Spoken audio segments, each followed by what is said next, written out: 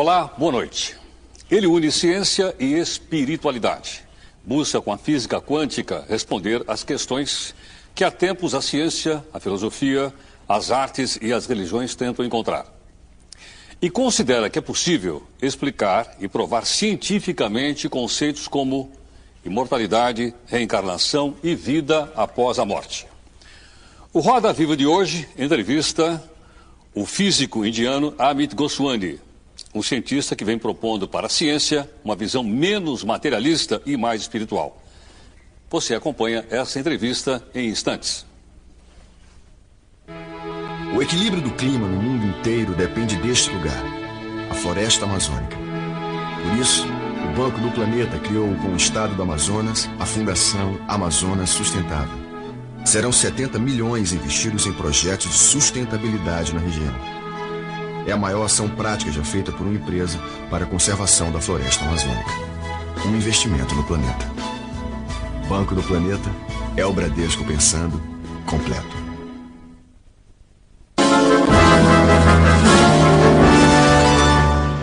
Há 20 anos, o físico indiano Amit Goswami está envolvido em estudos que buscam conciliar ciência e religião. PhD em física nuclear, contraria a ideia de que a origem de todas as coisas é a matéria e propõe que haja um aprofundamento de tudo que conhecemos e percebemos, que é a consciência. Amit Goswami nasceu na Índia e obteve seu doutorado em física nuclear teórica na Universidade de Calcutá em 1964. Professor de física da Universidade de Oregon, nos Estados Unidos, durante 32 anos, Amit Goswami é autor de vários livros e estudos técnicos, onde expõe suas teorias nos campos da física e da espiritualidade. Tornou-se mais conhecido a partir de 2004, ao participar e expor suas ideias no filme Quem Somos Nós, distribuído também no Brasil. Considerado um dos mais oradores contemporâneos nessa área, Amit Goswami também já causou polêmica nos meios acadêmicos e até foi alvo de críticas por suas ideias de estabelecer uma ponte entre a ciência e a espiritualidade. Goswami é apontado como um caso pouco comum de cientista transformado por seu próprio trabalho. Na metade da carreira, questionou a visão materialista da ciência, mudou seu foco de pesquisa e passou a produzir estudos unindo o conhecimento de tradições místicas com a exploração científica. Em suas teorias, Goswami procura demonstrar que o universo é matematicamente inconsistente sem a existência de um conjunto superior, no caso, Deus. E considera que com o desenvolvimento dos estudos nesta área, Deus será cada vez mais objeto de ciência e não mais de religião. Aposentado como professor de física da Universidade de Oregon desde 2003, Amit Goswami dedica-se atualmente a fazer palestras pelo mundo e também dá aulas sobre ciência e vida espiritual em entidades e institutos dedicados a estudos religiosos e filosóficos nos Estados Unidos, Portugal e também no Brasil. Para entrevistar o físico indiano Amit Goswami, nós convidamos o jornalista Ulisses Capozoli, que é o editor da Scientific America. Maurício Tufani, jornalista e assessor de comunicação da Unesp, a Universidade Estadual Paulista. E é também jornalista Mirna Grichis, jornalista e colaboradora da revista Época Negócio. Laís Wörner, doutora em física quântica, professora de Tai Chi Chuan e crítica de arte. Oswaldo Pessoa Júnior, professor de filosofia da ciência da Universidade de São Paulo. E a jornalista Mônica Teixeira, diretora de redação do Inovação da Unicamp, Universidade de Campinas, e assessora do Núcleo de Educação da Fundação Padre Anchieta. Temos também a participação do cartunista do programa Roda Viva. O Roda Viva é retransmitido e transmitido em todo o país, numa rede nacional de TV, e como o programa de hoje está sendo gravado, não podemos contar com a participação dos telespectadores como acontece aqui normalmente. Mas você pode sempre mandar sua crítica, sugestão ou comentário através da internet. É só você entrar no nosso site, que é o tvcultura.com.br/Roda Viva e mandar aí o seu e-mail. Professor Amit Goswami, thank you for coming Roda Viva. It is very good to be here. A minha primeira pergunta, professor Amit, o que é a morte? What is death? Death is the cessation of consciousness, collapsing quantum possibilities into actual events of experience. That is the technical definition of death. So this is interesting because in quantum physics, all objects are possibilities. So in fact, moment to moment, including our body and brain, moment to moment, we collapse these possibilities into the actual events that we experience as our body, as our brain. When we lose that capacity of converting the possibilities into actual events, we die. But notice what is happening. The possibilities go on. Of course, some of these possibilities are material possibilities. Those possibilities will disintegrate in the sense that the structure will gradually disappear, the memory will gradually disappear, bodies disintegrate. But beside the material, we also have subtle components, such as our mind, such as the vital, such as the even beyond the mind and the vital supramental archetypes that we also are. Those bodies are subtle. They don't have any structure. They can continue beyond our death. That's the concept of survival after death. Posso fazer uma primeira questão? Ulisses Capozoli. Professor, o senhor faz uma interação muito bonita, e eu quero confessar a minha simpatia por ela, entre o monismo idealista e o realismo materialista. De qualquer forma, a revolução científica do século XVII está por trás do realismo materialista. Ela produz telefones, produz carros, produz automóveis, produz a televisão. É muito difícil a gente sensibilizar as pessoas para uma outra perspectiva, essa, por exemplo, do monismo idealista. Quem são, na opinião do senhor, os interlocutores capazes de receber esse novo paradigma e ajudá-lo a ampliar? São pesquisadores científicos, intelectuais? Que tipo de gente é mais sensível a essa outra abordagem? Well, this is a good question. My feeling and my experience is actually scientists, the hard scientists have more difficulty with consciousness, and the idea that consciousness is the ground of being is a better answer to some of the problems that materialism cannot address. Then scientists are more difficult to understand this than ordinary people.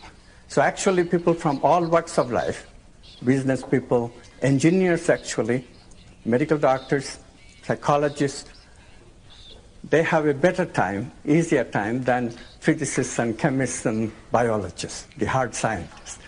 This is to be expected because as Richard Feynman once said, the great physicist, once said that scientists must put themselves into the straitjacket of materialism.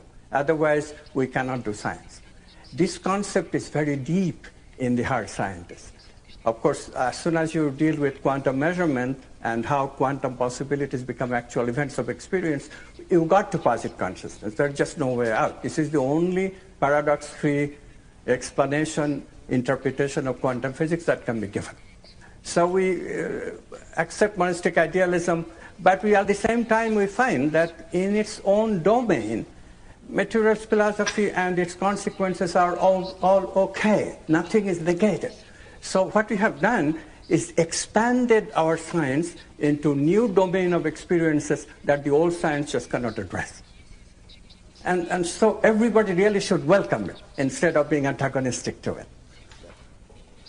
Professor, o senhor se tornou muito famoso depois que o filme What a Blip foi feito inspirado no seu livro Universo Autoconsciente. Eu queria que o senhor me falasse sobre a questão da intenção. Como que a intenção, quer dizer, a colocação que o senhor faz de que o observador é responsável pela mudança que acontece na realidade, pelas alterações na realidade, e isso está se transformando num movimento mundial. As pessoas estão começando a usar isso em vários sentidos e até erroneamente. Queria que o senhor comentasse sobre esses filmes, O Segredo e o Quem Somos Nós, que foi o nome brasileiro do filme What a Blip. Como que o senhor vê a intenção, como que o senhor explica isso? Thank you for this wonderful question. So intentions are very basic in quantum physics because we have already posited the idea that consciousness is the ground of being in which quantum possibilities exist, and consciousness chooses from these possibilities one facet, and that facet becomes actual event of conscious experience. So what is this consciousness? Our common sense says that it is us, our ego, ordinary state of our consciousness, and that's where we choose. And many people indeed jumped onto that idea when a physicist coined the phrase, we choose our own reality. Sounds wonderful, so people started choosing motor cars and big houses and started intending that kind of thing. The movie Secret actually propagates this even in the year of 2006, 2007. So although the original idea died down in the 70s, it has been revived now. So we have that problem. What one has to do is to examine the situation a little bit deeply. It's more subtle. If we say that we choose at the individual ego level, then the paradox arises that suppose there is a dichotomy situation. Let's say a traffic light which has two possibilities, two quantum possibilities, red and green. And you are approaching from one street and your friend is approaching from the perpendicular street. Being busy people, both will want green, but whose choice will count? This paradox, which is called paradox of Wigner's friend, because the Nobel laureate physicist Eugene Wigner first gave us this paradox. This paradox is not easily solvable. Because if you say, well, okay, your choice is the one that counts, you'll be called solipsistic. Now that's okay, but your friend will also think the same way, that she is the head honcho of the universe and not you. Paradox is just shifted from who gets to choose to who gets to the head honcho of the universe.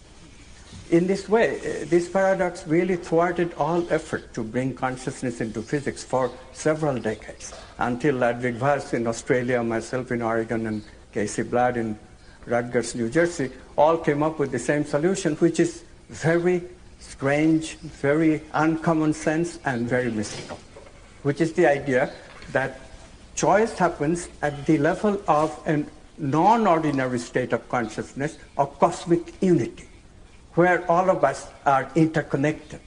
This interconnection of consciousness, or consciousness being an interconnectedness that transcends space and time and does not require connection through signals, is new and only quantum physics has it. This concept cannot be generated through any kind of Newtonian physics or any kind of... So consciousness is non-local. This is what is lacking in the common sense expectation that we, in our ordinary local identity with the brain, can change a possibility into actual event and therefore can choose profitable things for us. We can't, unfortunately. É possível medir esse fenômeno do qual o senhor está falando? Porque a física é sobre medir, não é? Thank you for the question. Yes, this is then a consequence of the theory that consciousness is the ground of being and it chooses out of quantum possibilities the actual event of experience. That consciousness then has to be non-local. We have to have a non-local interconnectedness. Yes, sir. So therefore, two people should be able to communicate non-locally without exchanging signal. Now, it should also be, to make it credible, it better be a brain phenomenon that gets transferred to another brain. And indeed, this was what was verified by Jacobo Grinberg, a neurophysiologist at the University of Mexico, who let two people meditate together with the intention that they communicate directly without signals. And they were indeed, after a brief meditation period, they were separated, put in separate Faraday cages, electromagnetically impervious chambers. Their brains were connected with EEG machines, electroencephalogram. And then one subject, and only one subject, was shown a series of light flashes. So this subject's brain has all kinds of electrical activity in response to the light flashes. E essa atividade elétrica foi medida? And then that could be measured in the EEG machine connected to the brain. what is normally called brainwave. And from that, an evoked potential is extracted. What is amazing and defies any kind of local common sense explanation is that the other subject who does not see any light flashes, other subjects' EEG connected to the other subject's brain also shows a potential which is virtually the same in intensity, in strength, and even the phase overlap is fully 71% in one particular case, 75% in another case, 67% in another case. In other words, it's substantial always. So what is then the consequence, the conclusion of the experiment is that the electrical activity from a brain is our contact. E há outras medidas desse fenômeno? Há outros cientistas trabalhando nisso, Dr. Amit? So after Jacobo Greenberg did this at the University of Mexico in 1993-94, Peter Fenwick verified the same thing with slightly different arrangement in his laboratory in London.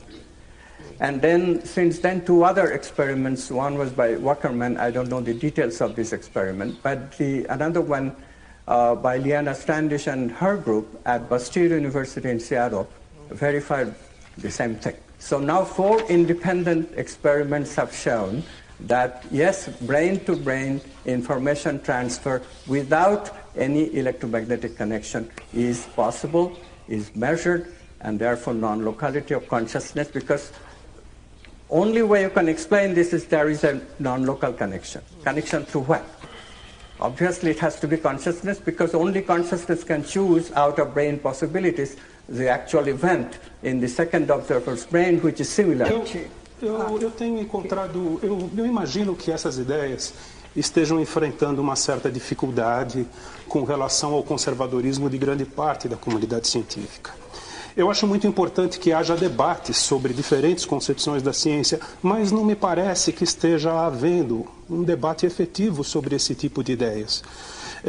Eu, por exemplo, fiz um levantamento sobre seus trabalhos no Web of Science, que é um banco de dados do Instituto para a Informação Científica, sediado em Filadélfia, nos Estados Unidos. Ele aponta 21 trabalhos indexados, publicados pelo senhor. Até 1986, janeiro de 86, o senhor teve uma atuação científica assim, bem tradicional, assim, bem convencional, e de lá para cá o senhor publicou 9 artigos sobre esses temas. 12 artigos, perdão. 9. E esses 9 artigos, eles tiveram apenas 46 citações em todo o mundo, muitas deles citações do senhor próprio e de pessoas que são ligadas ao senhor.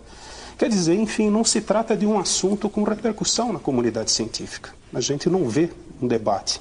E me parece que, lendo seus livros, que os pontos que seriam polêmicos não são devidamente assim explorados em seus livros. A ciência ela evolui em função de debates, em função de controvérsias, mas examinando assim detalhadamente suas obras, dá para perceber que, apesar de suas teses heterodoxas, que pontos polêmicos como, por exemplo, o Einstein, o senhor cita muito o Einstein, mas o Einstein é um homem que gastou as 3 últimas décadas,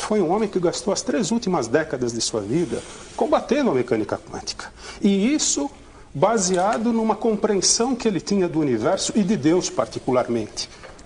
E esse é um ponto que o senhor não explora muito, assim como tantos outros. Isso não incomoda o senhor, o fato de não haver esse devido confronto de ideias na sua obra? I appreciate the question. Unfortunately, confrontation is not the style that is recommended by the worldview that I have, and the worldview that explains quantum physics, and that now seems to explain many unexplained phenomena that cannot even be addressed with the materialist worldview. This is a very friendly approach. It's a very inclusive approach.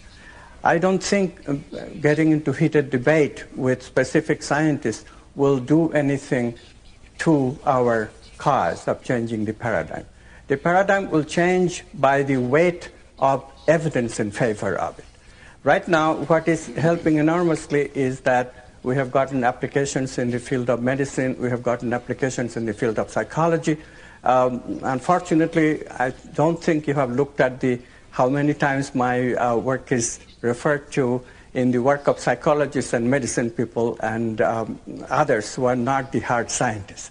Yes, it is true that physicists and chemists and even the biologists, the hard scientists, prefer to offer what is called benign neglect. They don't engage with this issue because engaging will give me more publicity, and they consider that detrimental to their cause. So let them live their way, let us live our way is right now the best approach. Alternative science. We are developing an alternative science paradigm. We are developing alternative answers to questions that normal science, materialist science cannot address. We are giving people viable answers such as the validity of alternative medicine, validity of transpersonal psychology, validity of spirituality and yoga. Let this uses be commonplace among people. Let it serve people. Science ultimately serves people. If people are served, there will be grassroots movement from the people themselves, that what is going on here? Which science do we prefer? Which science is serving us in our everyday life? And which science is just more and more dealing with esoteric questions such as how many angels can dance on a pin? This is what much of elementary particle physics is about. Who cares what happens at very, very, very high energies that we seldom see even in the totality of the universe, except for the first few microseconds of the universe. But we spend more time and money on those questions than we spend about how to heal ourselves when we have an incurable cancer. These are the questions that the new science can deal with. And this is much more important to pay the attention to answer questions that are important for people rather than get into vain debates with other scientists. They are just indices. Science is not best done that way. You develop theories, theories are put to test, laboratory experiments such as the one I described, those things speak for the new science much, much more. And the evidence is now piling up like anything. We have new theories of evolution that works, that explains fossil gaps. We have quantum healing, the phenomenon that Deepak Chopra first described. There is enormous evidence that quantum healing, quantum leaps occur where consciousness chooses health rather than death. Mas, doutor Amit, nós vamos fazer um intervalo. Desculpe. Bem, nós vamos fazer um intervalo nessa nossa conversa com o Dr. Amit Goswami. Nós voltamos daqui a pouquinho, né? E hoje nós queremos estar aqui na plateia o Adriano Fromer Piazzi, que é diretor editorial da editora Aleph, a Tanimara Soares, que é física, e também a Lígia Regina de Azevedo Ruiz, que é farmacêutica homeopata. Nós voltamos já já.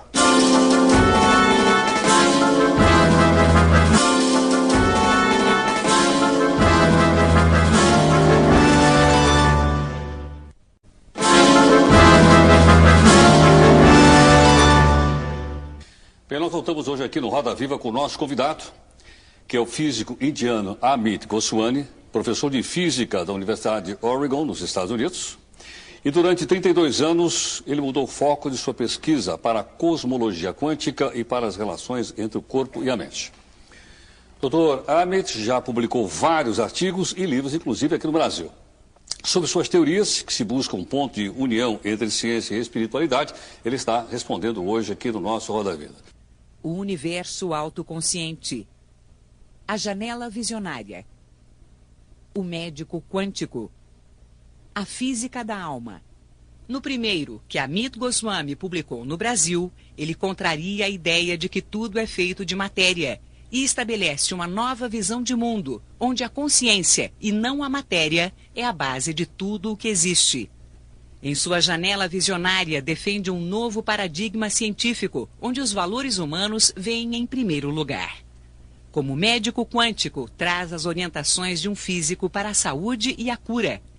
E na física da alma, traça uma explicação científica para a reencarnação, a imortalidade e as experiências de quase morte. Questões que Amit Goswami também levou ao cinema. Junto com outros nomes da ciência, falou de suas ideias no filme Quem Somos Nós, que teve uma segunda parte depois. Quem Somos Nós? Uma nova evolução. Os dois filmes misturam ficção e documentário e procuram mostrar que a realidade, da forma como é percebida pelas pessoas em geral, é ilusória. Goswami diz que realidade é algo que nós mesmos criamos e, portanto, podemos mudar. Os filmes foram um sucesso de bilheteria, foram distribuídos por quase todo o mundo, inclusive no Brasil. Eu fiz um dia estranho. Obrigado. Dr. Amit, a alma humana tem consciência? This is a rather subtle question. Yes, human soul has consciousness. It depends on what you mean by the soul. Let's get that clear. I assume that you mean by the soul the surviving entity after death. Is that true? Is that what you mean? If that is the case, then after death, possibilities do not collapse into actual events anymore. So what happens is that everything goes into what we call unconscious, at the level of possibility. Yes, consciousness is there and possibility is there, but there is no ongoing conversion of the possibilities into actual events. So is the soul conscious? Yes, certainly, consciousness is there. But soul is just a possibility or a bundle of possibilities within consciousness. E quais são as manifestações físicas da alma, ou então disso que o senhor disse na resposta da primeira pergunta do Heródoto a respeito da morte, que é essa perenização de interações quânticas após a cessação da consciência? Quais são as medidas físicas? Porque eu vou insistir, a física é sobre medir fenômenos, né? Yes. So how could we find a measurement phenomenon that verifies that, yes, there is survival of possibilities? So let me finish the theory. The theory says not only possibilities survive, but a certain way of modification of the possibilities also survive. These modifications happen because when we live our day-to-day life, our memories that are gathered in the brain is coupled to how the mind works, one of the components of the subtle body. So mind, the way mind functions is modified. This is how we develop an individual character and individuality. And it is these modifications of the mind, modification of the mind and subtle body as a whole, that then survives the death.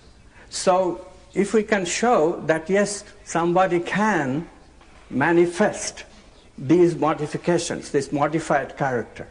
So indeed, there are people who are called mediums, who have the capacity to channel these entities, discarnate entities, these souls, so to speak. And when they do that, their character undergoes a radical change.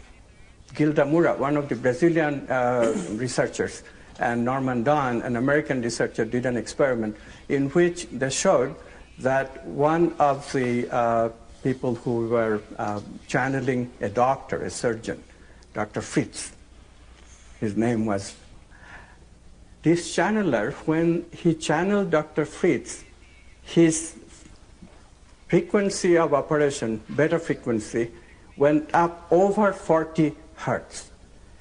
That kind of frequency is used only by people of extreme degree of concentration, such as a neurosurgeon, maybe a quantum physicist, scientists in general, but definitely not by a lay person like this channeler was. And indeed, they measured and measured and measured. This channeler normally never operated at that kind of high frequency beta.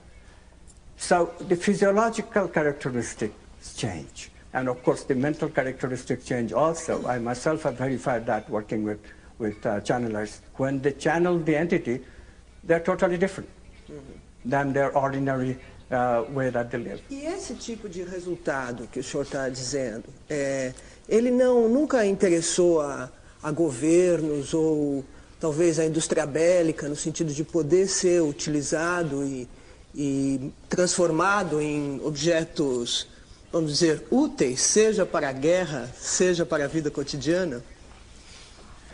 Well, the channelers apparently have been very much useful in everyday life of people who are would have been otherwise quite miserable. Apparently, these channelers are great healers.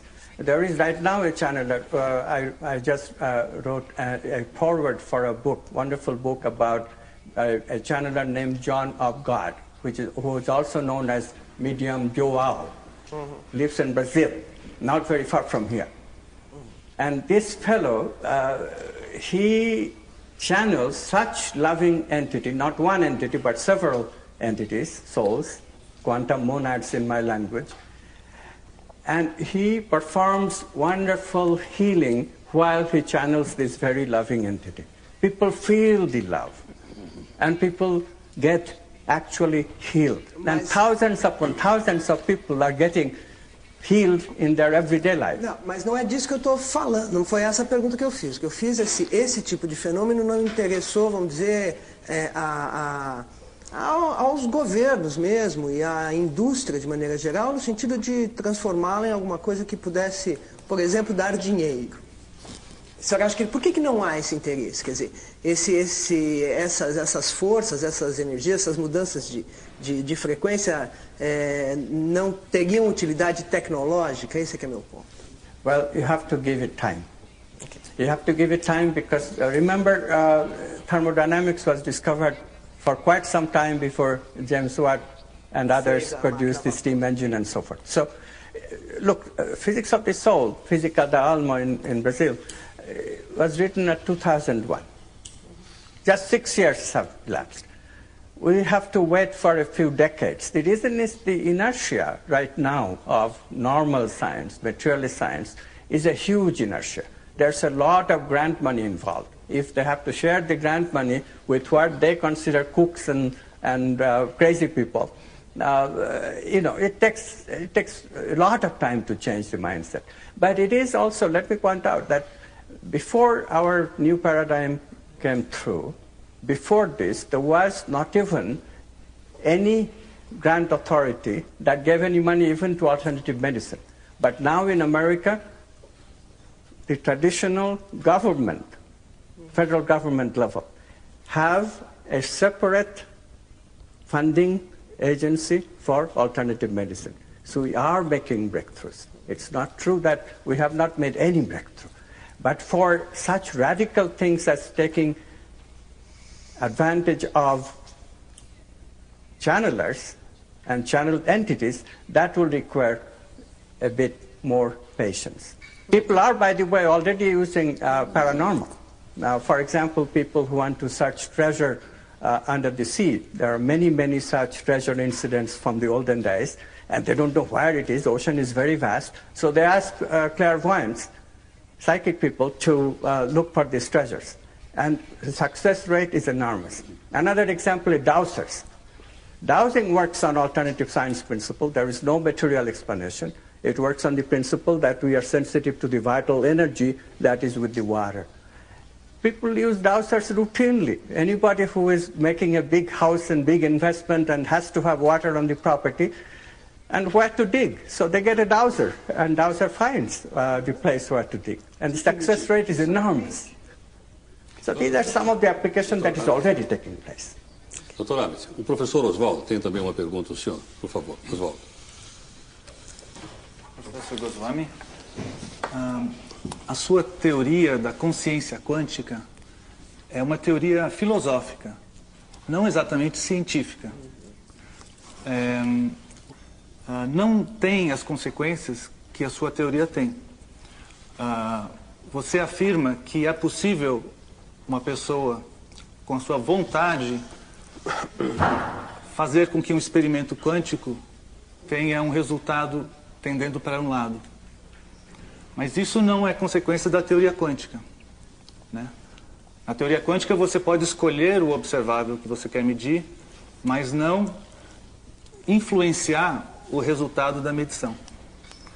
Mas a sua teoria afirma que isso é possível. Então, a sua teoria não é uma consequência da teoria quântica a mais. Certo? Você concorda com isso? You have to be a little bit more subtle. What you said is not quite right. First of all theories, if they're not mathematical, cannot be denied that they're theories. Philosophy is also theory. For example, in biology and psychology, there is no mathematical theory. Darwin's theory is not a mathematical theory. So do we say that Darwin's theory is not a theory of science? We don't. So just because my theory is not mathematical, don't say that it is philosophy. It is also theory. Why is it theory? The difference between theory and philosophy, sorry I'm giving you a short lesson, but the difference of theory and philosophy should be very clear. A philosophical idea need not have any experimentally verifiable consequence.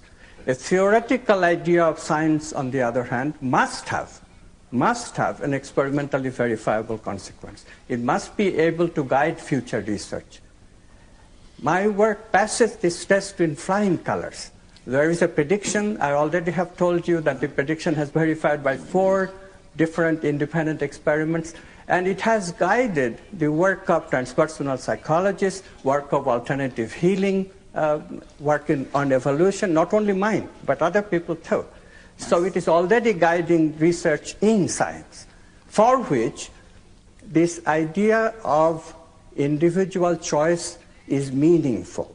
It is true what you say about physics and chemistry. When you work with many, many particles and many, many events, all we need is probabilities, and quantum mathematics calculate those probabilities very well. One does not have to address the quantum measurement in a single measurement. That issue does not even arise for ordinary experiments that verify quantum physics in the laboratory.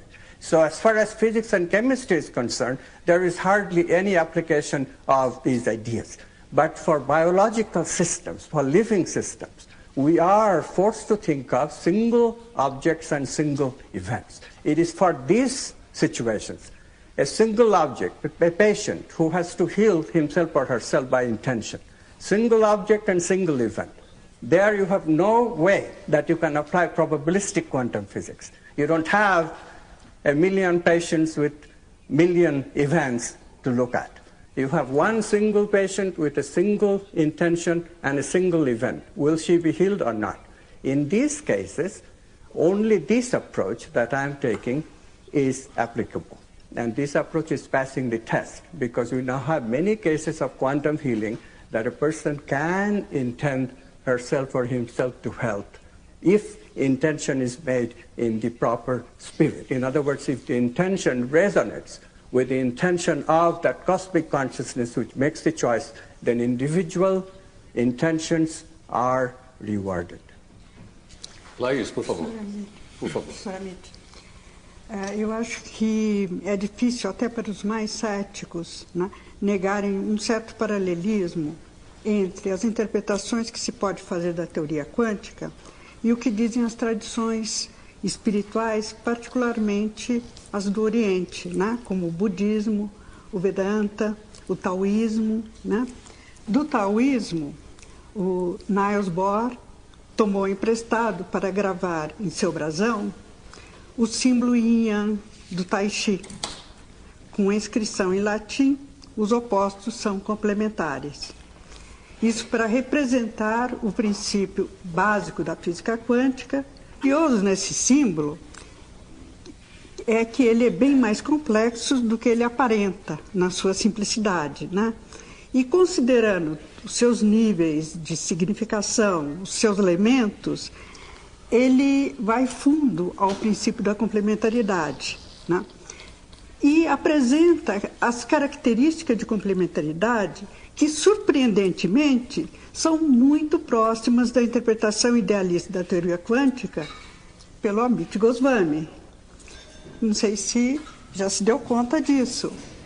E, entre outros detalhes, ele simboliza com um ponto branco yang, né, no preto yin e vice-versa, uma dinâmica cíclica autorreferente que leva à unidade por um agente oculto, transcendente, que é o Tao, né, que contém o manifesto, o não manifesto, e é ainda agente causal, que realmente corresponde à lógica da hierarquia entrelaçada, né, e o nível inviolado da consciência una, não local, na linguagem da interpretação quântica. Eu me pergunto se já deu conta disso, se tomou conhecimento do significado desse símbolo até as suas últimas consequências, e se o Bohr teria vislumbrado essa interpretação idealista, uma vez que ele esteve na China em 1937, depois de terminado todo o seu trabalho, né, e ficou muito impressionado com a complementaridade em Yang. E, voltando, ele passou a estudar, né, a se interessar muito pela cultura oriental. 10 anos depois é que ele colocou o símbolo no brasão. Não teria Bohr, com toda a sua perspicácia, com todo o seu conhecimento, com a sua grande criatividade, teria aparecido talvez nos seus escritos tardios algum indício dessa percepção da sua teoria, dessa interpretação idealista da teoria quântica? I think thank you for the question. This is great history to remember. I think all of the quantum physicists of that era, the major one, were definitely Werner Heisenberg, Erwin Schrödinger, Einstein himself, whom we have already mentioned. It is not widely known that Einstein himself discovered quantum non-locality, the idea that quantum physics contains this peculiar concept of non-locality, which is why he couldn't accept it, because it seems to go against the grain of relativity theory. Only now we can see that it bypasses relativity, because what it is saying is that signal-less communication should occur outside of space and time. But in Einstein's time, we couldn't conceive of the universe having a component that is outside of space and time. But Heisenberg already talked about the domain of potentia, which is outside of space and time. Einstein just couldn't grasp it at that time and could not believe in quantum non-locality. Now, quantum non-locality is verified in the physics laboratory in 1982, and of course for the humans that I already described in 1993-94. So it is then experiments that made all this quantum magic come to life. Before that, it would have been very difficult for these people, although they suspected due for a very great paradigm shift. They all suspected it. Schrödinger even declared, I am this whole world, cosmic consciousness, but not in connection with his work.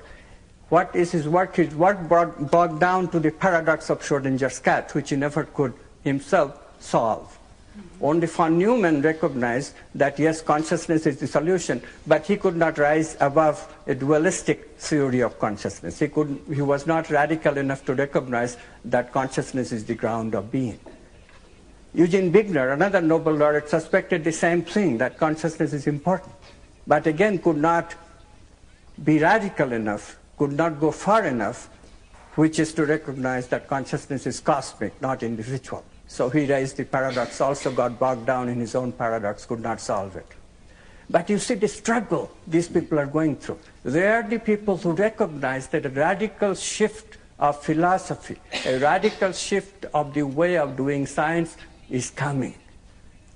The people who picked up their attitude are people like John Bell, people like Alan Aspect, who verified quantum non-locality, and people like myself, Henry Stapp, Fred Alan Wolf, who are actually involved.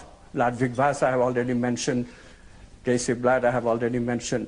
And these are the people who picked up that same spirit. But thank you for reminding us that the originators of quantum physics knew the radical nature of quantum physics. Ok, por favor, leia isso, nós vamos fazer um intervalo. Ok. Nós fazemos mais um intervalo nessa nossa edição de hoje do Roda Viva, que está também sendo acompanhado pelo Fernando Schultz, que é diretor audiovisual e organizador do Yoga pela Paz 2007, o Adilson da Silva, que é da Strasvark, consultoria de projetos históricos e editoriais, pela Cecília Regina Romero, que é gerente de relações públicas, e pela Ângela Oliveira, que é colega nossa jornalista. Nós voltamos já já.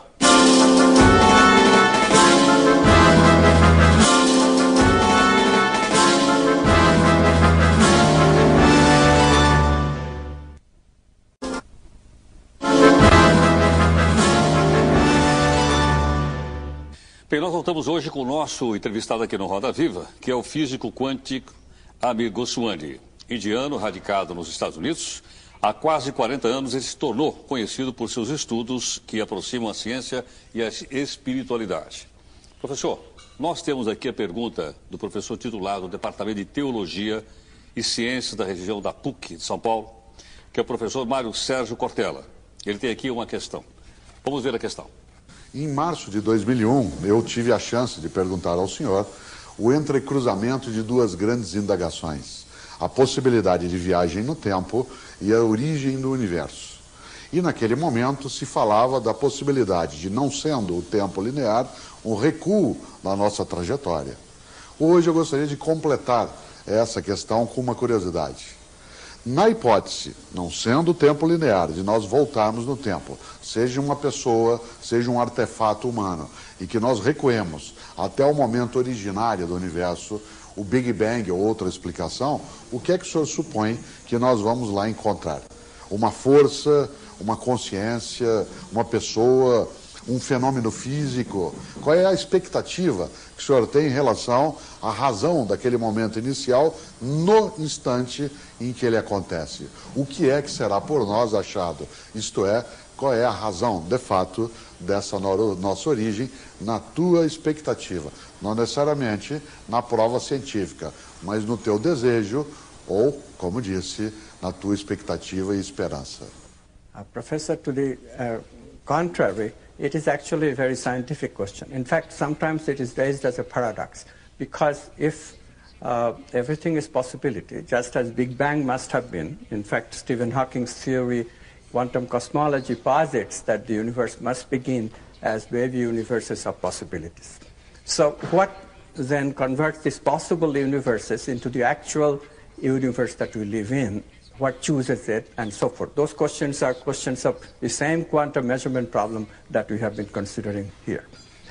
If you say consciousness does, then the question comes in, well, there is no conscious being in the time of Big Bang. It's too hot anyway. No being could survive. No alive being could survive. So it is a legitimate paradoxical question. Fortunately, in quantum physics, even before this kind of questions were raised, people did an experiment which is called delayed choice experiment. This is a very interesting experiment because it shows that even if we choose with a delay of what, according to classical physics, would suggest things are already happening, but things don't happen that way in quantum. In quantum physics, things wait in possibility until a conscious being has actually looked. This is only possible in quantum physics. Classical thinking will get you nowhere. So what happens then, the construction is that the universe waits in possibility, along with big planets and enough solidification of the planet, creation of the atmosphere. All of that waits in possibility until the first living creature, that one cell that happened something like 4 billion years ago on Earth, or other planets too, it's quite possible.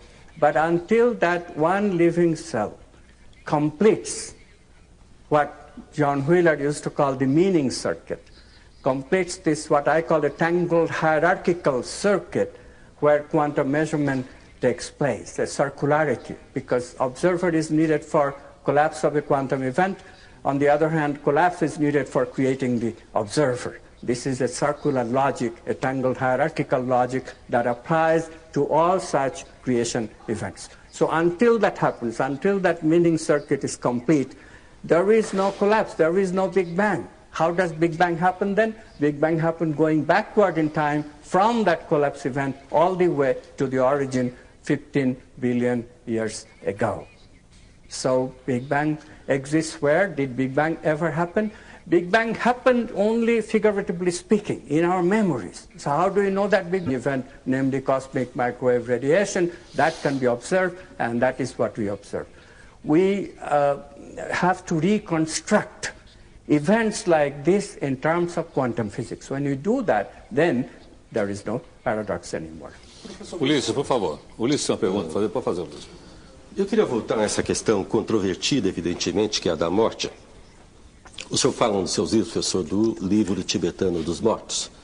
Todo aquele conhecimento do livro tibetano dos mortos, até onde eu sei, tem sido, ao menos parcialmente, corroborado com as experiências de quase morte, EQM. A construção de todo o conhecimento do livro tibetano dos mortos não foi feita à base de medida ou de peso. Eu pergunto, inclusive, se é possível, se faz sentido a gente pensar na Nona Sinfonia ou na Pietà, medindo e pesando. Evidentemente que são coisas da criatividade humana. O peso e a medida tem muito a ver com o realismo materialista. A sua proposição, eu acho que é numa outra direção. O que do livro tibetano dos mortos tem sido corroborado por essas abordagens que o senhor tem feito na área de mecânica quântica? Aquilo tudo era besteira ou nós temos uma estética, temos uma construção que faz sentido? Well, it turns out that when you reconstruct the soul in the way that I already suggested, that namely the character of a person, that survives the death and the character stays in the mathematics that is involved with producing that character. And if a person in the future uses the same mathematics, then that person could be called a reincarnation of this person who is dying. So if you construct even this way, then indeed you can construct a whole pathway. This delayed choice experiment that I just mentioned is very useful. So after death, possibilities cannot collapse. There is no actual event. There you are completely right. But at the moment of the birth of the following incarnation, there will be a collapse event. In that collapse event, the entire pathway of events that Tibetan Book of the Dead describes, that entire pathway of events will take place. Did they actually take place? We cannot say, because only memories of that, just as the Big Bang only shows in its memories, we never really can ever verify Big Bang. Only memories will show. Similarly, just memories will stay. Memories will stay where? In the newborn baby's memory. So can we ever retrieve it? It turns out that psychologists, very powerful psychologists like Stan Grof, they have devised methods. Stan Grof's method is called holotropic breathing, a very intense way of breathing that takes people in altered states of consciousness in which they can regress. They can regress even to the birth canal. It's amazing. And in that regress state, they are told to make statements, and they make statements as they remember them.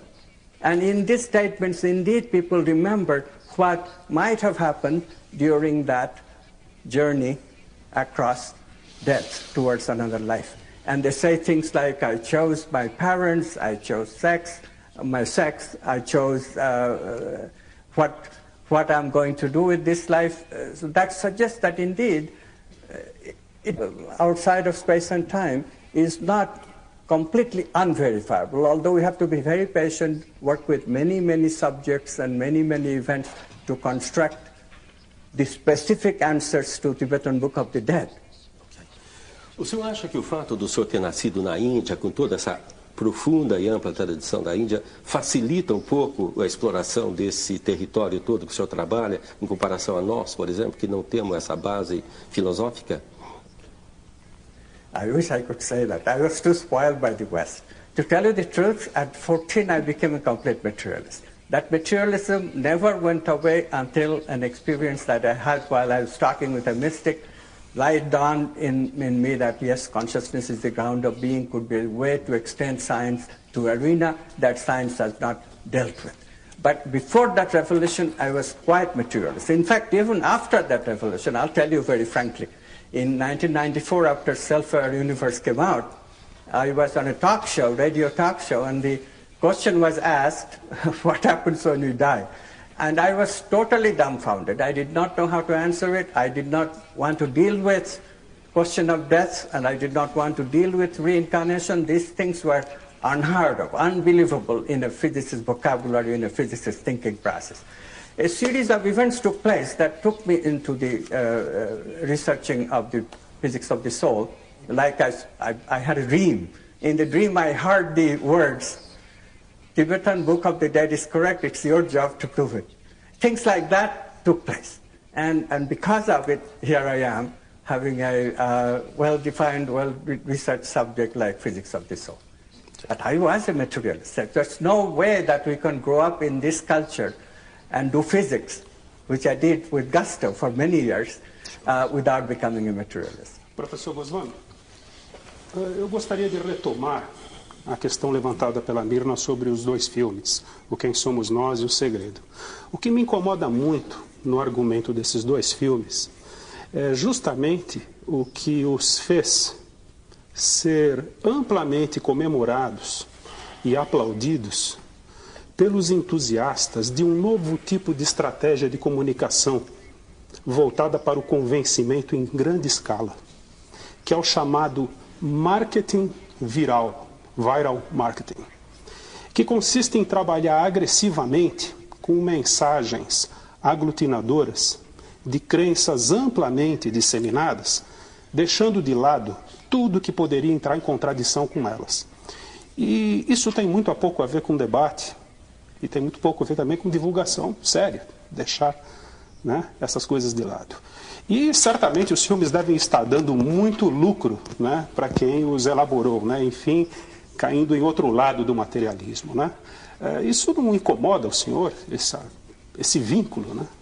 Well, isn't every movie made with some kind of message to give? And consider how many more movies give you the materialist message. We forget that oftentimes.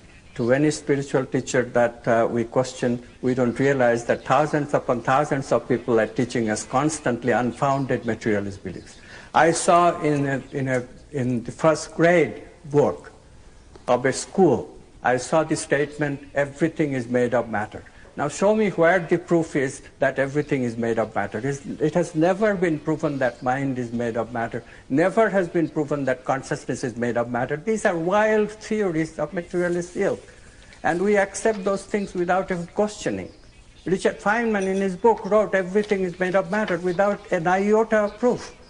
Yes, every material thing is made of matter. Every material experience is made of matter. But nobody has ever shown for mental experience or vital experience of feeling or intuition that is made of matter. So you have to be very careful here. Okay, these movies are not necessarily even agreeing with the message, complete message of quantum physics as I see it. The Secret particularly is faulty because it says there is this attraction, and you can attract a particular desire towards you if you just sit and wait for it. That's not the way I see things can be attracted. Yes, things can be attracted, but you have to intend properly. You have to remember that intention must resonate with cosmic consciousness, and you have to be creative about it. So you cannot just do nothing and still expect that things will come to you. Yes, creativity does come to us, but only if we go through both work and waiting, both work and relaxation. Now that is well known. Now this thing, materialist science would never tell you that relaxation is necessary for a creative experience. But research has shown us that relaxation is necessary. You think in quantum terms, easily understandable. Why? Because quantum possibilities expand when we are not collapsing them. And more expanded the quantum possibilities are, the more possibility you have to choose from, obviously then creativity will be enhanced. This was the idea of what they believe. These movie makers surprised me. I tell you, they just asked me that, well, would you be interviewed? I just gave an interview with my ideas. That's all I did. That's all the role that I played in the movie. These movie makers put this story together, a story of a creative young woman who discovered creativity, by the way. It's a beautiful story, told with honest symbology, such provocative symbology, that we should only praise this movie. Okay, you may not agree with the idea of some of our physicists and neurophysiologists who appeared in the movie. In fact, some of the people, some of the scientists who appeared in the movie did not agree with the message of the movie, or did not agree with other scientists' opinions. This is to be expected. That is fine. It's a paradigm in building. We don't agree with each other always, and we don't expect everybody to agree with us right away. As I said, theory must be backed up by experimental data. But how can you deny that these movies are a good experiment? If they promote many other movies with this kind of technique that scientists speak in the background where the story unfolds, all power be to them. There are so many other stuff that is being produced. Isn't that what we mean by creativity, something new? You cannot deny that these movies touched a chord with many people because they explored some new ideas with which people resonate. Ok, não. Nós vamos fazer o intervalo. Por favor. Bem, nós fazemos um intervalo aqui nessa nossa conversa com o nosso convidado de hoje, o Dr. Amit Goswami, e eu gostaria de ressaltar aqui a presença também do analista de suporte, o Vitor Hugo Ferreira, que está aqui conosco, a assistente de Relações Públicas e Imprensa, a Érica Chagas, conosco o analista de rede, Milton Santos, e também Marcos Egídio Martins, que é engenheiro agrônomo, ambientalista e consultor em sustentabilidade. O Roda Viva volta já já.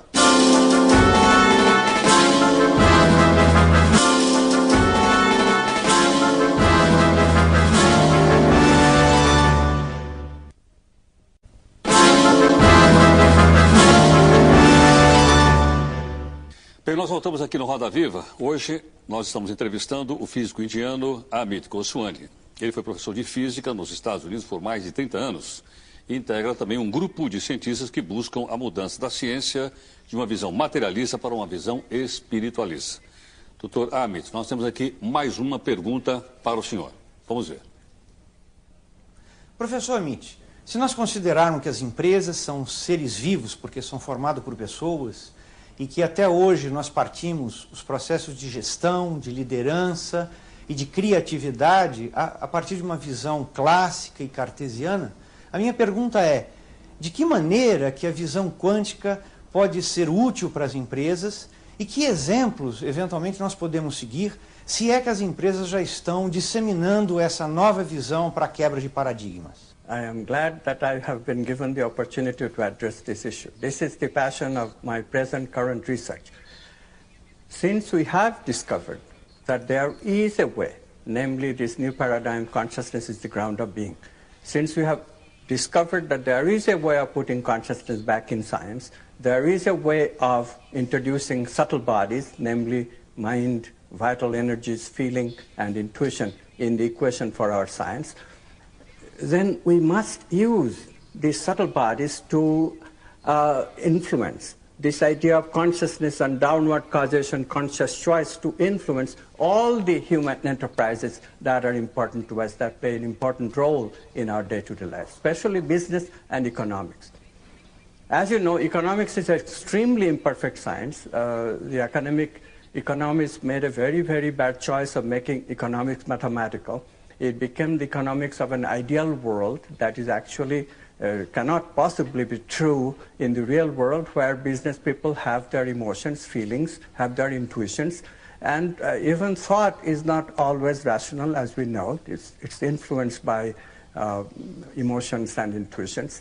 So this has not been taken into account in academic economics. So I'm proposing that we change economics. Capitalism itself is a very good idea, completely conducive to the idea of consciousness. In fact, capitalism made meaning processing available to a lot more people than it was available before capitalism came along. So capitalism is completely consistent with the evolution of consciousness.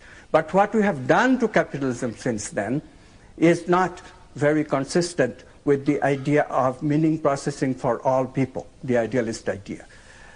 Where have we gone wrong? Of course, we can also see that even Adam Smith's capitalism has some crucial flaws in it. The business cycle, the boom and bust. People cannot live with boom and bust because bust hurts people. So what is the solution to that? All the solutions we have proposed so far, to a main principal one being Keynesian economics, which puts money in people's pocket in terms of government jobs, and then consumers recover the economy, or the supply side, where you put money supply into the pockets of rich people, but demand is not affected, so inflation is not produced. These ideas have worked to some extent, no denying that, but the boom and bust cycle is still not eliminated. What I have suggested is that if we introduce the subtle bodies, if we introduce subtle bodies as a component of the economy, production and consumption, you produce subtle energies, such as vital energies, actively.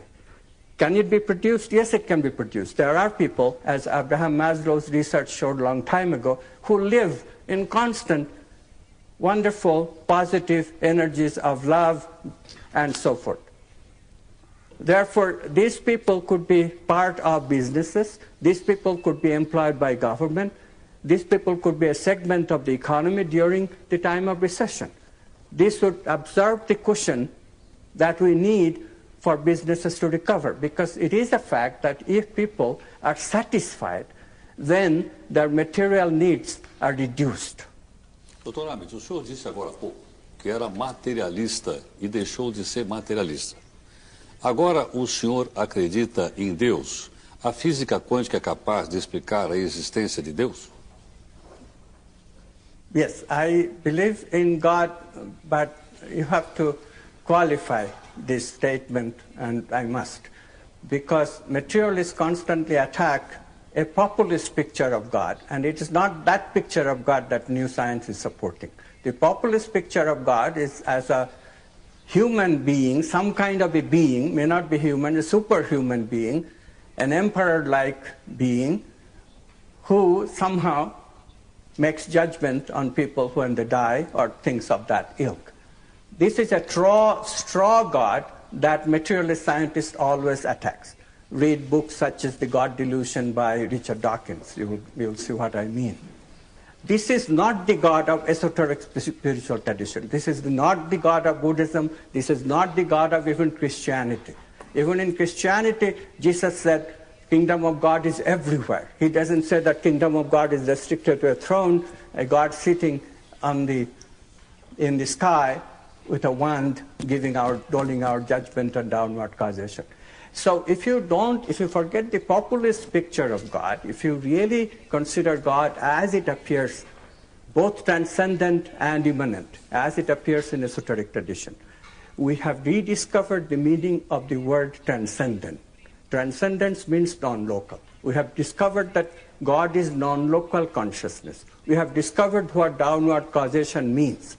We have discovered that downward causation consists of choice from quantum possibilities. It is this God that the new science is upholding, and we have discovered that subtle bodies exist without any dualism, because subtle bodies, as the material body, all are possibilities of consciousness, and consciousness mediates the interaction of these possibilities. As it collapses from these possibilities, it experiences moment to moment. So in this way, we have developed a scientific way of talking about what the spiritual traditions talked about a long time ago in language and with the help of only intuition. This is a tremendous accomplishment. If we are not so antagonistic to each other, if materialists just sat down for a bit and saw what we are gaining, they are ready to throw out the baby with the bathwater. Yes, religions have given us a lot of evils. Right now, there are so many religious warfare that is going on in the world. I myself are definitely against this kind of abuse of religion. But one should not throw out the basic ideas because of that.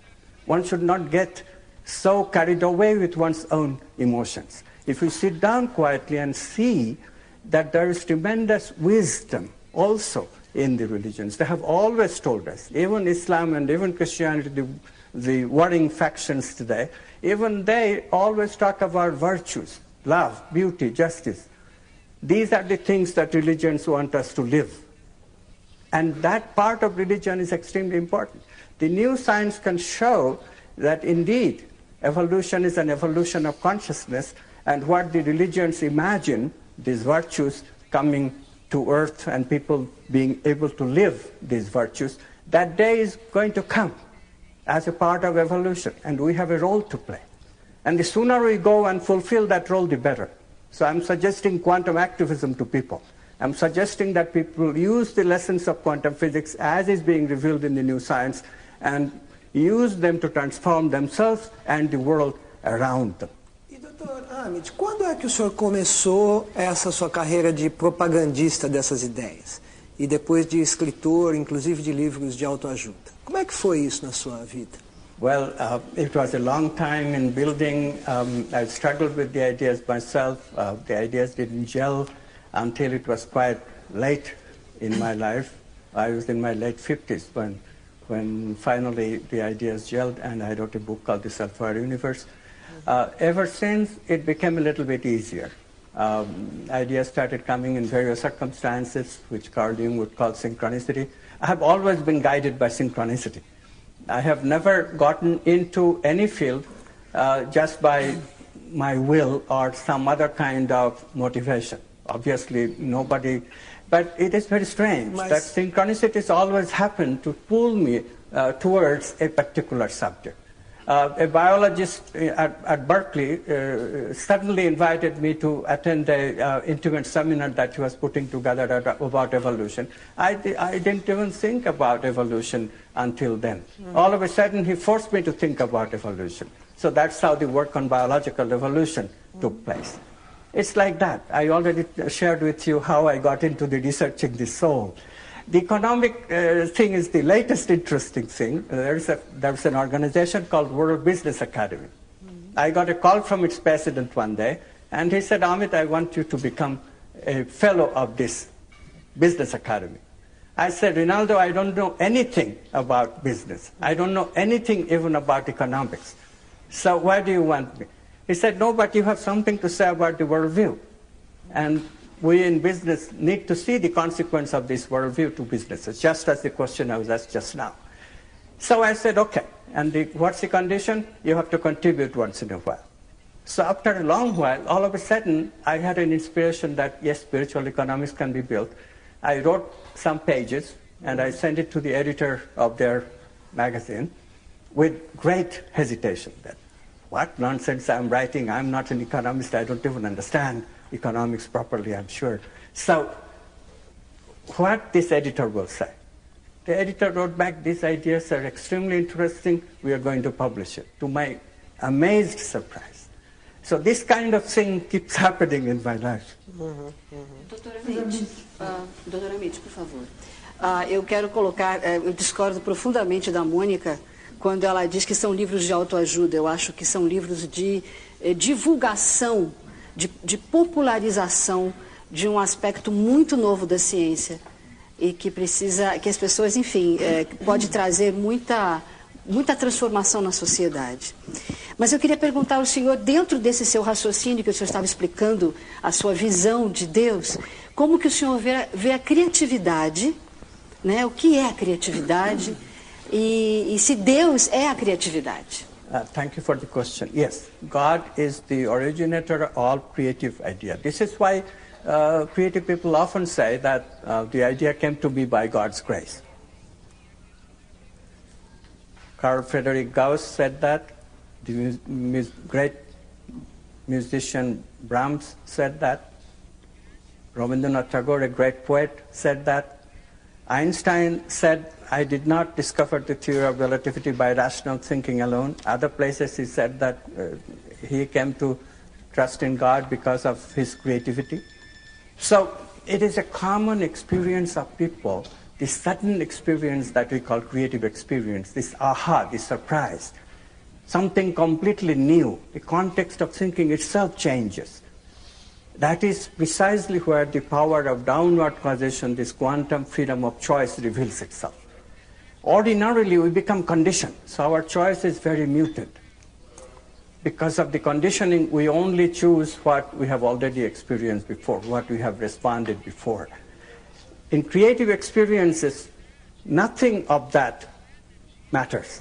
No conditioning of the past, nothing known matters. It's completely delving into the unknown. So we truly get into the power of downward causation, of looking at all the possibilities and then choosing that particular gestalt which will be a solution to this problem. Of course, we choose in our unconscious. We are not conscious of the choosing process. Cosmic consciousness, God chooses for us. But notice what is happening. God is in the unconscious and I in the ego is dancing with God, because that idea, that choice has to be manifested in thought. And only ego can manifest it in thought, because that's all learned experience that has to enter. So notice how creative people have already described this process. In the ceiling of the Sistine Chapel, there is a picture by Michelangelo where God and Adam are reaching out to each other. That is the picture of creative process, the flow experience that creativity researchers are discovering. This is what new quantum science tells us. But notice that it is already intuited in the minds of great creatives like Michelangelo. It's a verification of their work. So what are you waiting for? It's the wisdom, the knowledge is already there. The new science is just rediscovering and justifying, giving basis, scientific basis for all the wisdom that already has come before my time. I don't take any credit for any of it. Nosso tempo está acabando. Metaforicamente falando e guardadas as devidas proporções, se o Copérnico voltasse hoje para anunciar o destroçamento da Terra, o senhor acha que ele seria aceito incolumemente ou teríamos controvérsias e discussões? Well, you know what happened to Copernicus. For 100 years, nobody listened to any of Copernicus until Galileo took a great amount of risk. Of course, he suffered for it too, and did something about it. So today, unfortunately, we don't have to go through that. We are not burned at stake for giving radical ideas, and there is more people supporting radical ideas today. Just as in this room, I feel that I'm among friends. Even the questions that are being asked that sound a little bit difficult, but they're being asked in a very friendly way. So we have achieved this. This is an evolution of consciousness itself. We have evolved since Copernicus. So what I'm saying is that we don't have to wait for 100 years. Just another couple of decades, the new science will come into its full force. Right now, all we are asking is that call it alternative science, just as we are calling alternative methods of medicine, transpersonal psychology, and alternative psychology. Similarly, let an alternative biology develop. It already is given, that name has already been given by many developmental biologists who don't believe in Darwinism, who believe that development is important in Darwinism, which is what my theory also says. So let alternative science flourish. Eventually, this alternative science, because it is inclusive of the old science, will automatically, effortlessly become the paradigm of science, because experimental data will grow and overwhelm the normal science's objections to these theories. This is the way it always happens. It will happen again. Obrigado. Dr. Anand, thank you very much. You're very welcome. Bem, nós queremos agradecer a presença do nosso convidado de hoje. O Roda Viva está chegando aqui ao fim. A presença do físico indiano Amit Goswami, foi o nosso entrevistado de hoje, e também da nossa bancada aqui de entrevistadores. Agradecemos também a sua atenção e a colaboração, e lembrando que o Roda Viva estará de volta na próxima segunda-feira, às 10h40 da noite. Queremos desejar a você uma excelente noite, uma excelente semana e até a próxima segunda. Obrigado pela sua atenção.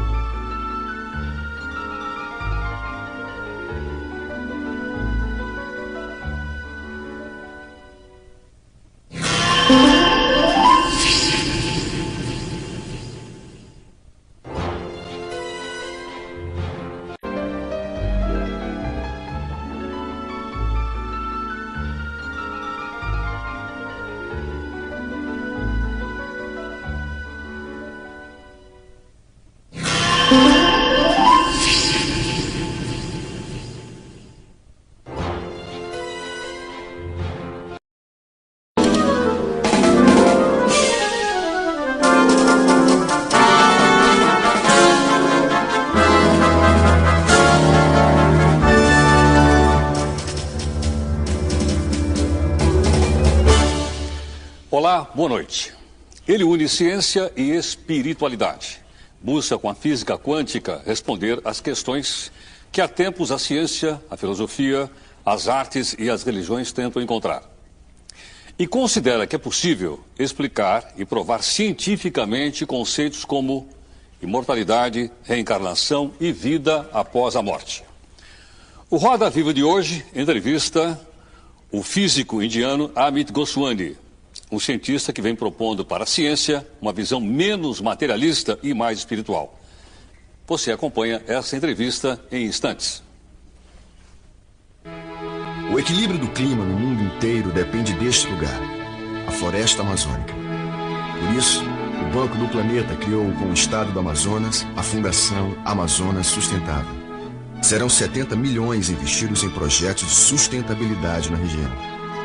É a maior ação prática já feita por uma empresa para a conservação da floresta amazônica. Um investimento no planeta. Banco do Planeta é o Bradesco pensando completo.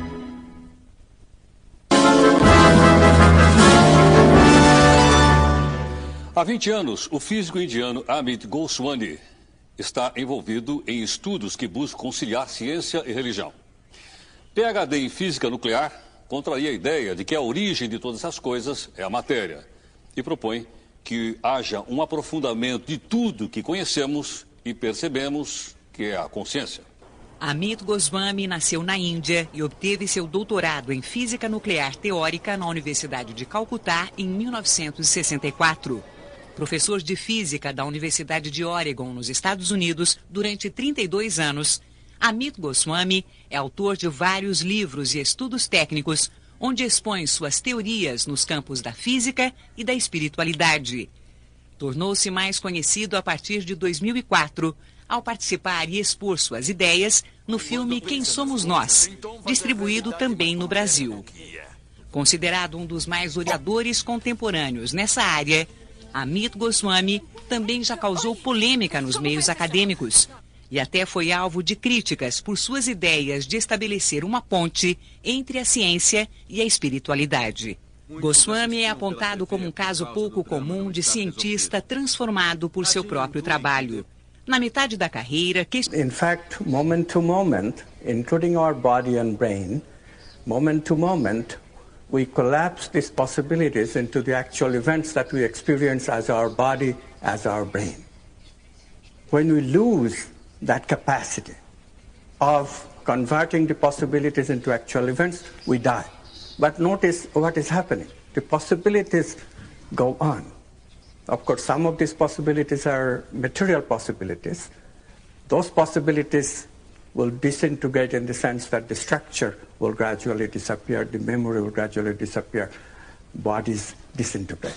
But beside the material, we also have subtle components, such as our mind, such as the vital, such as the even beyond the mind and the vital supramental archetypes that we also are. Those bodies are subtle. They don't have any structure. They can continue beyond our death. That's the concept of survival after death. Posso fazer uma primeira questão, Rocha? Ulisses Capozoli. Professor, o senhor faz uma interação muito bonita, e eu quero confessar a minha simpatia por ela, entre o monismo idealista e o realismo materialista. De qualquer forma, a revolução científica do século XVII está por trás do realismo materialista. Ela produz telefones, produz carros, produz automóveis, produz a televisão. É muito difícil a gente sensibilizar as pessoas para uma outra perspectiva, essa, por exemplo, do monismo idealista. Quem são, na opinião do senhor, os interlocutores capazes de receber esse novo paradigma e ajudá-lo a ampliar? São pesquisadores científicos, intelectuais? Que tipo de gente é mais sensível a essa outra abordagem? Well, this is a good question. My feeling and my experience is actually scientists, the hard scientists have more difficulty with consciousness, and the idea that consciousness is the ground of being is a better answer to some of the problems that materialism cannot address. Then scientists are more difficult to understand this than ordinary people. So actually people from all walks of life, business people, engineers actually, medical doctors, psychologists, they have a better time, easier time than physicists and chemists and biologists, the hard scientists. This is to be expected because the You know, as Richard Feynman once said, the great physicist, once said that scientists must put themselves into the straitjacket of materialism. Otherwise, we cannot do science. This concept is very deep. We choose at the individual ego level, then the paradox arises that suppose there is a dichotomy situation. Let's say a traffic light which has two possibilities, two quantum possibilities, red and green. And you are approaching from one street and your friend is approaching from the perpendicular street. Being busy people, both will want green, but whose choice will count? This paradox, which is called paradox of Wigner's friend, because the Nobel laureate physicist Eugene Wigner first gave us this paradox. This paradox is not easily solvable, because if you say, well, okay, your choice is the one that counts, you will be called solipsistic. Now that's okay, but your friend will also think the same way, that she is the head honcho of the universe and not you. Paradox is just shifted from who gets to choose to who gets to the head honcho of the universe. In this way, this paradox really thwarted all effort to bring consciousness into physics for several decades, until Ludwig Voss in Australia, myself in Oregon, and Casey Blood in Rutgers, New Jersey, all came up with the same solution, which is very strange, very uncommon sense, and very mystical, which is the idea that choice happens at the level of a non-ordinary state of consciousness, of cosmic unity, where all of us are interconnected. This interconnection of consciousness, or consciousness being an interconnectedness that transcends space and time and does not require connection through signals, is new and only quantum physics has it. This concept cannot be generated through any kind of Newtonian physics or any kind of... So consciousness is non-local. This is what is lacking in the common sense expectation that we, in our ordinary local identity with the brain, can change a possibility into actual event and therefore can choose profitable things for us. We can't, unfortunately. É possível medir esse fenômeno do qual o senhor está falando? Porque a física é sobre medir, não é? Thank you for the question. Yes, this is then a consequence of the theory that consciousness is the ground of being and it chooses out of quantum possibilities the actual event of experience. That consciousness then has to be non-local. We have to have a non-local interconnectedness. Yes, so therefore, two people should be able to communicate non-locally without exchanging signal. Now, it should also be, to make it credible, it better be a brain phenomenon. Questionou a visão materialista da ciência, mudou seu foco de pesquisa e passou a produzir estudos unindo o conhecimento de tradições místicas com a exploração científica. Em suas teorias, Goswami procura demonstrar que o universo é matematicamente inconsistente sem a existência de um conjunto superior, no caso, Deus. E considera que com o desenvolvimento dos estudos nesta área, Deus será cada vez mais objeto de ciência e não mais de religião. Aposentado como professor de física da Universidade de Oregon desde 2003, Amit Goswami dedica-se atualmente a fazer palestras pelo mundo e também dá aulas sobre ciência e vida espiritual em entidades e institutos dedicados a estudos religiosos e filosóficos nos Estados Unidos, Portugal e também no Brasil. Para entrevistar o físico indiano Amit Goswami, nós convidamos o jornalista Ulisses Capozoli, que é o editor da Scientific American. Maurício Tufani, jornalista e assessor de comunicação da Unesp, a Universidade Estadual Paulista. E é também jornalista Mirna Grichis, jornalista e colaboradora da revista Época Negócio. Laís Wöllner, doutora em Física Quântica, professora de Tai Chi Chuan e Crítica de Arte. Oswaldo Pessoa Júnior, professor de Filosofia da Ciência da Universidade de São Paulo. E a jornalista Mônica Teixeira, diretora de redação do Inovação da Unicamp, Universidade de Campinas, e assessora do Núcleo de Educação da Fundação Padre Anchieta. Temos também a participação do cartunista do programa Roda Viva. O Roda Viva é retransmitido e transmitido em todo o país, numa rede nacional de TV, E como o programa de hoje está sendo gravado, não podemos contar com a participação dos telespectadores como acontece aqui normalmente. Mas você pode sempre mandar sua crítica, sugestão ou comentário através da internet. É só você entrar no nosso site, que é o tvcultura.com.br/Roda Viva e mandar aí o seu e-mail. Professor Amit Goswami, thank you for coming, Roda Viva. It is very good to be here. A minha primeira pergunta, professor Amit, o que é a morte? What is death? Death is the cessation of consciousness, collapsing quantum possibilities into actual events of experience. That is the technical definition of death. So this is interesting because in quantum physics, all objects are possibilities. So deep in the hard scientists.